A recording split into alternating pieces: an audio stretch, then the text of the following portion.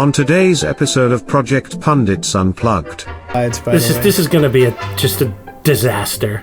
setting high expectations for the audience. This is going to, folks, this is going to be just like the projects you're working on. You're not going to be able to turn your head. Like, that's the best we can hope for, that we're going to suck you in because it's just, you can't turn your head away. It's the train wreck that you know you shouldn't, but you gotta look at it. Okay. And here's the hope. Just like the projects that Braden and I work on, we're going to turn it around at some point.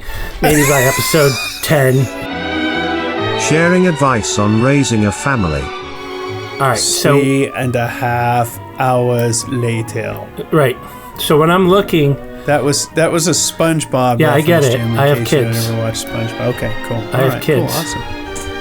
I don't just show them R-rated movies from their birth. You wait till they're 4, like everyone else in the country. No, I just give them a phone, and let them do it themselves. And dealing with long pauses. Yeah. So I can deal with awkward silences, Jim. It's never been a problem for me. All right, we're gonna kick it off. Let's kick this thing off. There was one right there. All right, let's do it.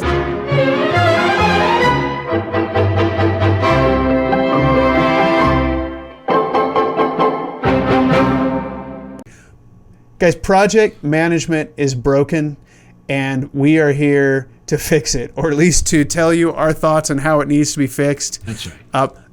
We are going to talk today a little bit about some of the challenges that face project management, and a little bit about our vision for how to address some of those challenges. And to illustrate, we want to share a couple of stories about some of the incredible results of what happens when you get project management that is broken. I recently had an experience. That's inaccurate. I'll say in the last 10 years. Is that recent, Jim? What qualifies as recent? I don't know. When you get older, everything is recent or forever ago. I don't know. I'll say in the last 10 years, I ended up having a project where the first year, almost year and a half, and I'm not exaggerating, almost an entire year and a half of millions of dollars worth of resources being allocated was spent discussing the project's methodology. I'm not exaggerating this. I'm not making this up.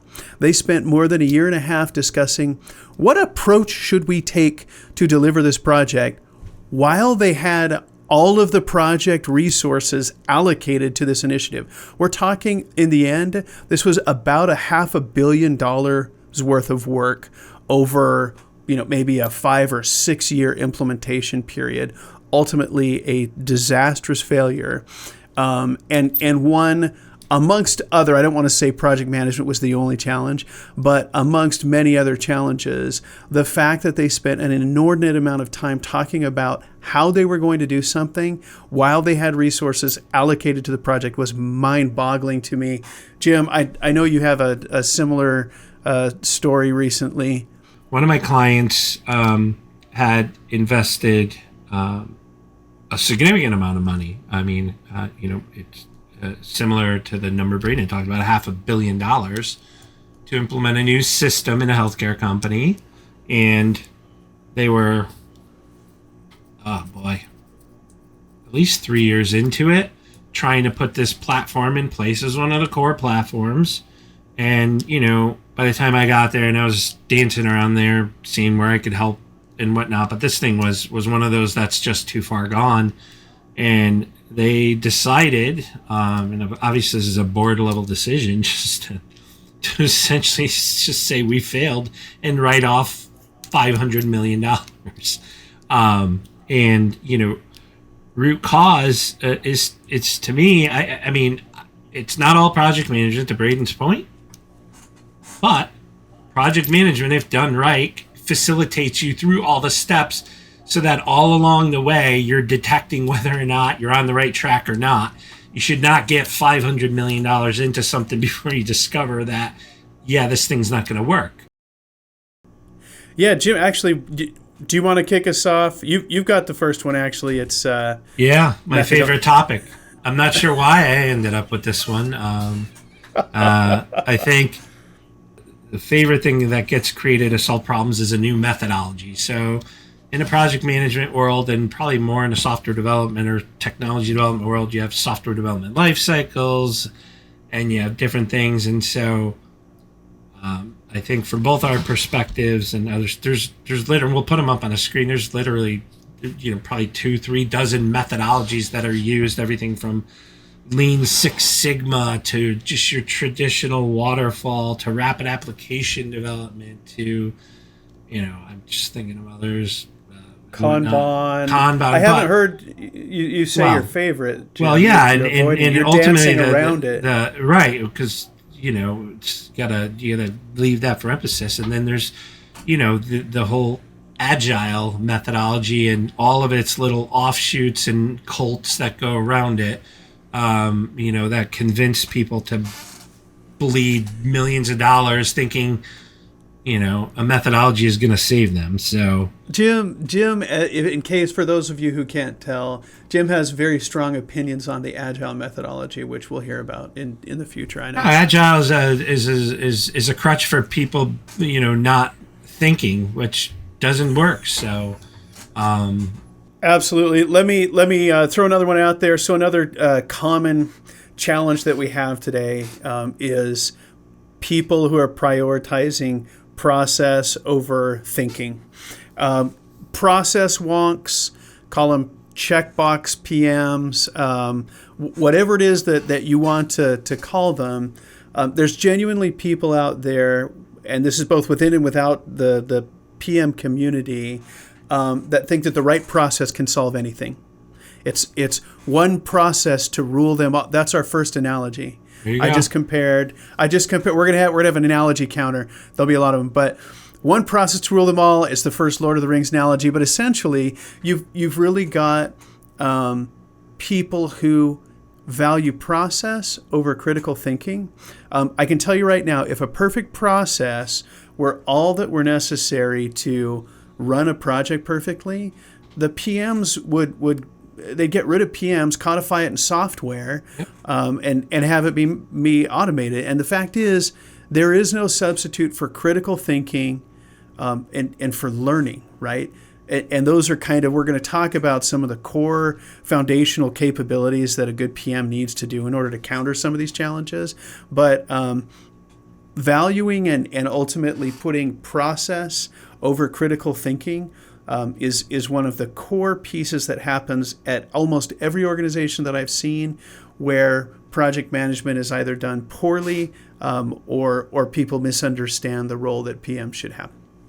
I think through all of this, we've now established perceptions on what a project manager is. And I think, and we'll reference this later, but I got to throw another analogy out here, right? I mean, and we're going to talk about it in more detail, but if you think of a PM and what they should be doing is they should be the CEO of whatever they're responsible for and figuring out what, defining what they're trying to do and building a plan around it, all of that. And I think for the most part, again, the leadership of a lot of organizations believe that PMs follow a standard process, check the boxes and whatnot, and if they hire them to do that, it's going to work. I think it permeates all levels and whatnot, and it's got to change, because what ends up happening is when that does not occur and you've invested, call it hundreds of thousands and millions of dollars into your project management practices, and they've done nothing but gum up the works with processes and not adding any value, then it's the perception is somehow that project management is the cause of all this. And so, not leveraging resources right, it's, creates a pretty crappy reputation. Along with that, one that frequently goes along, I think, with not using PM's resources correctly or not having the right perceptions of what they can do, is right sizing the size of that PM oversight within an organization, within a project, within programs. I've seen both be a challenge. I've seen where you don't have enough project management oversight. You have teams that aren't coordinating with themselves naturally, and some, depending. I love the term self-organizing teams. Yeah, self-organized. In my experience, that's an extraordinarily rare thing. Even when you organize it well, or I say organize it well, it's self-organizing teams. Even when you establish the right parameters to help them self-organize, my experience is that you need leadership in order to be able to herd the cats and get people to the places that they need. If you have too few PMs, you essentially risk a lack of coordination, a lack of oversight on risks, a lack of communication, and in the end, you get those things where there's $500 billion spent, and folks who should have been much closer to that investment and what the value was that's coming out of it aren't being updated or aren't getting the right updates, and in the end, you end up with a mess, right, and a large-sized failure. Similarly, I've also seen where you have too much oversight, you have too heavy on the management side, and you end up with proverbial too many cooks in the kitchen. What are we up to? Are we up to 3? Don't 4? know. I've lost count. Too many cooks in the kitchen, and then you're starting to face perception challenges, right? Where you've got 3 coders and you've got 5 PMs, and the PMs are doing more harm than they are good, constantly asking for updates. Even if they're good PMs, if you have too many of them, it's not the right balance between execution resources and oversight, and you end up slowing down or hampering work that really PM shouldn't be doing. So I've seen both, and right sizing, while it can be tricky, is another common challenge that I think is manageable. There's industry estimates and other things to help, but often and frequently today is a challenge given some of the misperceptions that we just talked about.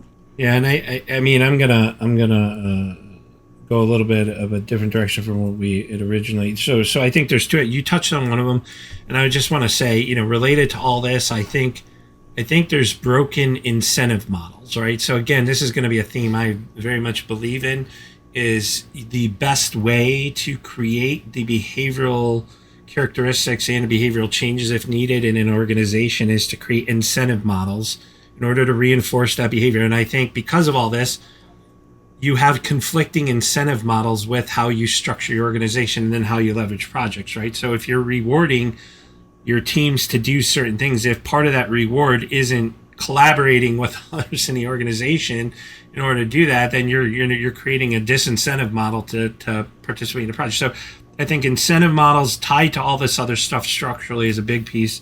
And then I just, this was an 11th hour add to this, and it was just reinforced to me throughout today and whatnot. But this is I think this is an American thing. Maybe it's a worldwide thing, but we've fallen into this pattern of rewarding mediocrity where it's just, we reward just like, we used to reward excellence, and we just reward crap now. And I'll just say, you want to know what the symptom in project management is?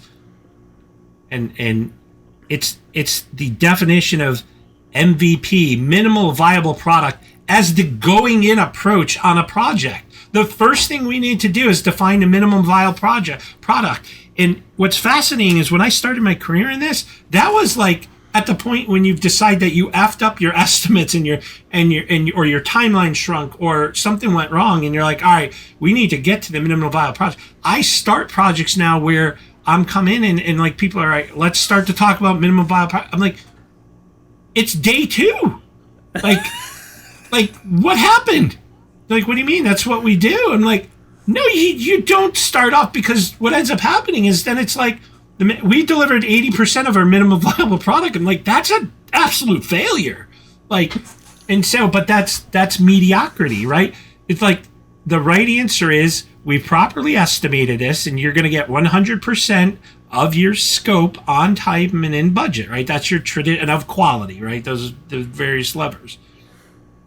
I mean, that should be the going in standard. And anything less than that, you better have an excuse for why you didn't hit it. Now, there's valid excuses, but to start off with saying we got to go to the minimum viable, something went wrong.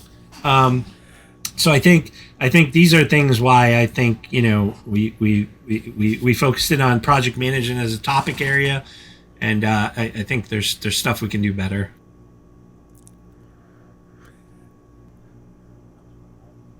So just for those who are thinking like this guy right here of jumping off this cliff, don't do it.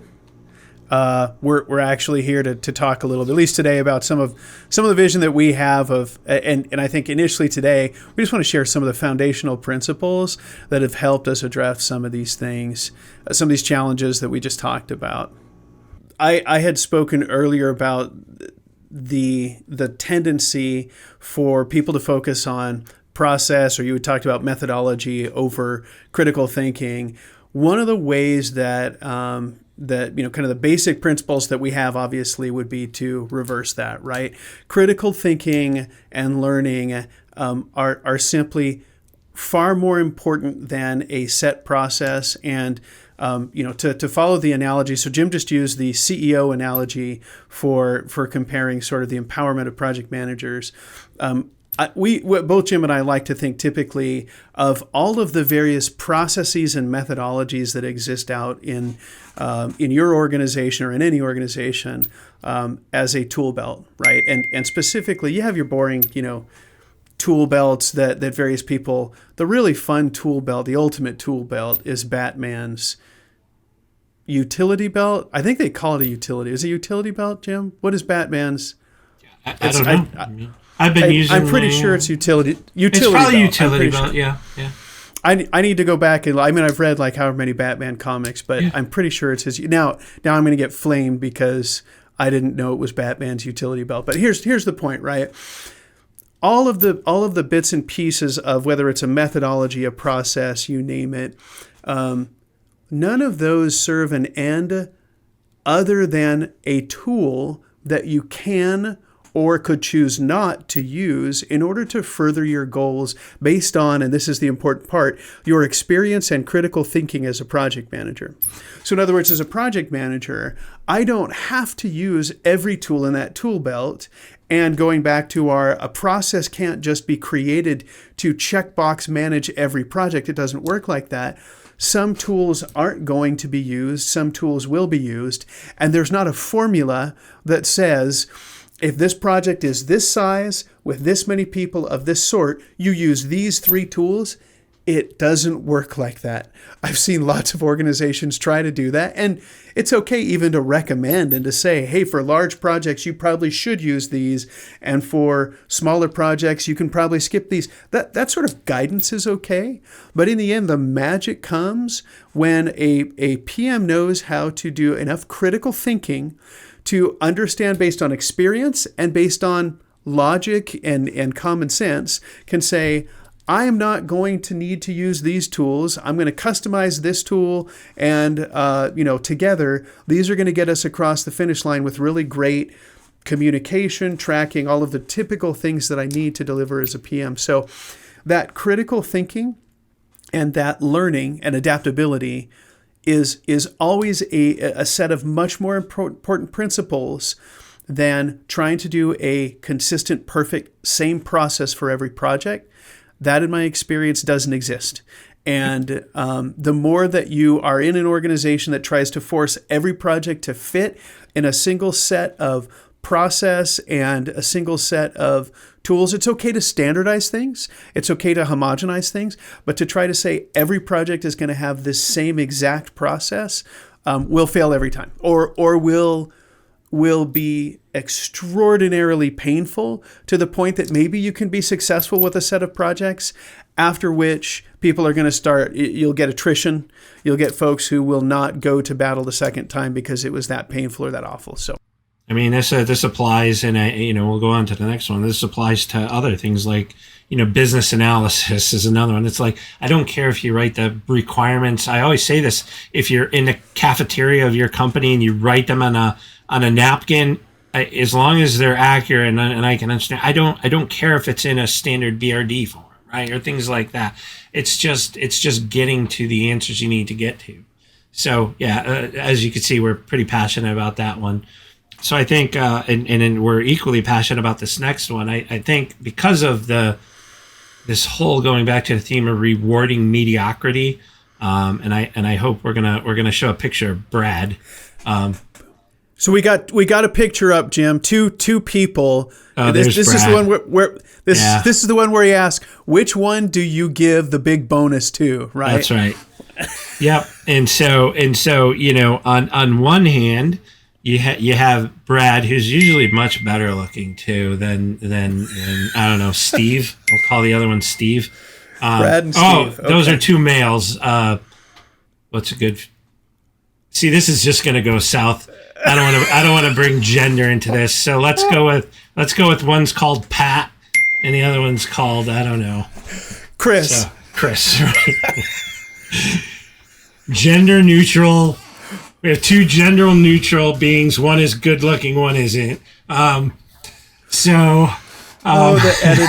editing I'm having to do on this. There's nothing to edit there. This is us being sensitive to future things. Braden, I apologize to you watching me right now as you're editing. Go ahead, Jim. Sorry. So on one hand we got Pat, and so let's start with Chris. So Chris, I mean, you may not even know Chris, but Chris is the true star because Chris flies below the radar. He got his projects, he got his budget, and we're coming towards the end of the cycle, the end of the year, and you don't hear anything about his projects because generally they've come in on time. He's delivered them, maybe a little under scope, maybe a little bit over what it was managed, and there's no noise. Chris has little FaceTime with the executives because there's no need. There's not issues, right? Yeah. And so he just goes about doing his thing, not a lot of noise and whatnot. And then, Pat, on the other hand, Pat spent the last 3 years working on his project. It's, 300% over budget and whatnot, but they finally have line of sight to go live with this thing. And, it's now down to the last 3 months. And wouldn't you know it, Pat and is working 70, 80 hours a week, and he's making everybody else work 70, 80 hours a week. And by God, at the end of that 3 months, they've delivered something that was supposed to be delivered in a year. At the end of year 3, with 30% of the scope and 300% over budget. But Pat generally gets all the kudos and the rewards because they work their off in order to meet that deadline and work all those hours and drag this thing over the finish line. But when you look at it objectively, it was the exact opposite. They burned through a bunch of cash. They didn't hit the scope. You're probably getting people quitting because they've worked so much or they don't and they've had a really rough stretch. Unfortunately, for anybody who's worked in project management, usually that comes across at the end of the year, and it goes through Thanksgiving, it goes through the various holiday timeframes into New Year's, and I don't know how many times people have had to work through New Year's, through the holidays. Can you tell folks that Jim has worked with a few Pats in his day? That's right. Can you tell? I've worked. I've been the Chris. I've been the ugly duckling who's delivered on time, and so I think one of the things we really want to promote is that you start rewarding the behavior that you want to see. You don't want noise. You want a bunch of Chris's. And Jim, we've talked. I think there are ways to recognize those who are making personal sacrifices without incentivizing that kind of behavior, right? Yeah. And to me personally, one of the great ways is I could even privately, because it's not a public thing, I could give a bonus. I could give some sort of monetary award to that person and say, hey, thank you for your personal hard effort and work. You might not be a great PM. Is that as known as a severance package as you kick them out? You're right. So fair enough. But in all seriousness, so a monetary reward, I might be able to say, hey, I appreciate your hard work and effort. You're a terrible PM. I wouldn't say that necessarily in those words, but what I might do is then I might promote the Chris, right? I want the Chris teaching other people how to do that same activity. And so if I'm going to promote someone and do something very visibly rewarding, it's going to be to the Chris's of the world. It doesn't mean that I can't recognize the knight in shining armors and the folks who go provide deep personal sacrifice. But if they're doing that because they didn't have their stuff together for the last 3 years, I don't want to promote them, and I don't want to visibly incent that kind of behavior. Anyways. So remember, I think the bottom line from Jim's section here is, don't be a Pat. Anyhow. That's okay. not funny. All right. Last note, but you laughed, so it counts. The last part I think we wanted to share was just some of the core competencies that we really feel, Jim and I, based on our experience, are critically important to effective PMs. Some of these core competencies, people can learn, can develop over time. Others, I think, are harder to learn. But I think these are the core set of competencies that of effective PMs that if you really want to say, hey, I need someone who can get this, I need a Chris and not a Pat, right? Here are some of the things that and Jim and I both, I think, typically look for. The first is critical thinking, problem solving. I think we've talked this one to death, right? If you can't figure out a problem, if you don't know how to creatively problem solve, regardless of where you are, regardless even if you do not understand the business or the technology that you're working in, for PMs, they should be consultants. Every new project is a new opportunity to learn and to figure out a new technology, a new business process, a new business entirely, right? And so PMs should be able to quickly learn and do critical thinking in order to solve problems. The second kind of core competency is communication. I debated whether or not communication was before or after critical thinking. I still think critical thinking is number one, but a close follower is communication. You simply can't. The primary job of a PM as CEO is keeping stakeholders involved and understanding in what's going on. And without really good both written and verbal communication skills, and I would add a dash of really good presentation skills. Separate topic, we'll talk about it, but you have to be able to share clear messages, keep people engaged, and if you're not able to do that with really good communication skills, project management is not for you. And there are plenty of really bad communicators out there in the PM community. And that's written and verbal, right? Because it's across mediums, so. And I would say not just written verb, so there's that sort of right, different mediums. Yeah. I would also say you have to be a really good communicator up and down levels within the organization, and you have to be able to talk to a technical resource at some level of technical discussion. It doesn't have to be, I can read your code, but you probably have to learn technology enough to understand the technical concepts that they're dealing with, the technical the uses of that technology or platform within the context of the business work that you're doing, etc. But then take that up to the executive level where you're omitting tons and tons of stuff. I can't tell you the number of times where I've been in executive updates where PMs are sharing what they want to say and not what the executive is interested in hearing. And I've watched executives, I've watched PMs burn an executive. The executive's no longer paying attention. They're literally now reading email. They're trying to be subtle about it, kind of. I've seen them fall asleep. No joke. It comes from a PM, not reading the room, right? You have to be able to look on their faces and say, oop, wrong level. And number two, you have to be able to speak at that level. Now, in many cases, you learn by sad experience, right? I'm sure my first few updates to executives were stupid, bad. They were way too detailed, and I didn't understand what the executive needed to hear from me. as opposed to what I wanted to tell him. I wanted to tell him, and most PMs usually want to tell the executives about all the great work they're doing. Newsflash, the executives don't care at all about the great... That's unfair. They care about the good work that you're doing, but in the context of an update that you're giving, they more care about the objectives that they're having to advance on in the context of what it is that you're sharing. And so all that good work really usually comes to a bottom line of, are you on track? Are you on budget? If you're not, how can I help you get back on track? I've got 5 minutes for you to talk to me. Don't tell me about all the good work that you've done. Tell me how I can help you keep doing good work or even do better work. And so you learn over time how to communicate up levels, down levels, laterally, etc.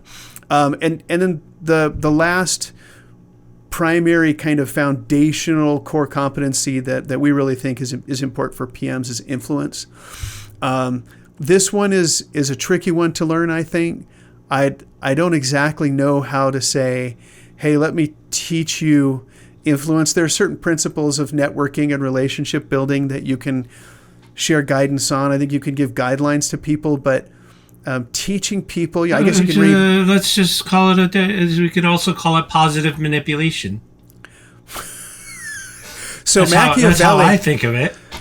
So Jim Machiavelli here, has his own bent on things. I'll simply say, I have been in situations where influence and I might call it some credibility, has been paramount to the success of a project, less even based on the skills of the PM involved, and more in the confidence that the leadership had in that individual. And that comes more through influence. It also comes through competency, it comes through communication, it comes through other things as well. But being able to translate your competency and the other stuff that you do into influence, your relationship building, etc., on the stakeholders, both again, leadership level, but also within the delivery organization that you're working with, critically important to your ability to deliver as a PM. Some things that probably, Jim doesn't care about, like diplomacy and some of these other, they're secondary ones. I think they help make things... I like people to think that I care about diplomacy. I've changed. Anyhow, but these, I think as we talk about the various tools maybe the better analogy for a PM is what I think is the best leadership for a country, which is impossible to have, but maybe instead of a CEO, you're the benevolent dictator of your project. You're our dear leader? Is that... Benevolent dictator, benevolent despot, So that's the most efficient, way of leading, I think. Should I put like a superimpose our logos, our two heads sort of facing the same direction on some waving flag? Benevolent, whatever. No, benevolent, yeah. Benevolent, just smiling. So I think that brings us to the end of what I think this is going to be our first of hopefully many episodes. And we're going to dive into quite a bit more. There's no shortage of topics in the project management space, but we wanted to kind of give you our perspective to frame things up. So as we crap on other parts of the thing known as project management, you at least know where we're coming from. So anything else to add, Braden? I like the even though we started out with project management is broken and we're gonna fix it, which I liked. Both of us, I think have to, you were saying earlier, Jim, we're pragmatic optimists, walking oxymorons or whatever, but or in just reality, regular morons, but yeah. Or regular morons. Both of us, I think, have had enough practical experience in the industry to know anywhere, even no matter how broken it is, there's that really just leaves opportunity for people who are critical thinkers, who are good communicators, who are good influencers, to help. Right, and that's really what we want to do. For sure. Awesome. All right, I think that wraps this one up. I guess. Thanks, everyone.